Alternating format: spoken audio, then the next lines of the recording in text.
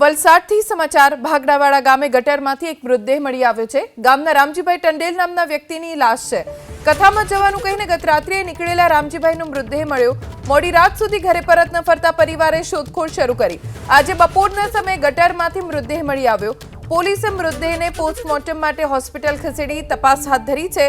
પોલીસે બનાવ અકસ્માતનો કે હત્યાનો તે દિશામાં તપાસ શરૂ કરી છે। વધુ જાણકારી અમારા સંવાદદાતા બ્રિજેશ શાહ પાસેથી પ્રાપ્ત કરીશું। બ્રિજેશ, પ્રાથમિક દ્રષ્ટિએ આ બનાવ અકસ્માતનો છે કે પછી હત્યાનો? પોલીસ શું કહી રહી છે?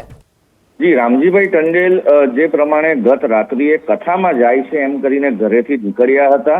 રોડની બાજુની એક ગટરમાંથી આજે તેમનો મૃતદેહ મળ્યો। રાત્રે તેઓ પરત ન ફરતા આખી રાત શોધખોળ થઈ હતી અને આખરે બપોરે તેઓનો મૃતદેહ આ ગટરમાંથી મળી આવ્યો। રોડની બાજુની આ ખુલ્લી ગટરમાં તેમનો મૃતદેહ જે પ્રમાણે જોવા મળ્યો હતો તેને લઈને પોલીસને પણ બોલાવવામાં આવી હતી। મૃતદેહ કાઢવામાં આવ્યો છે।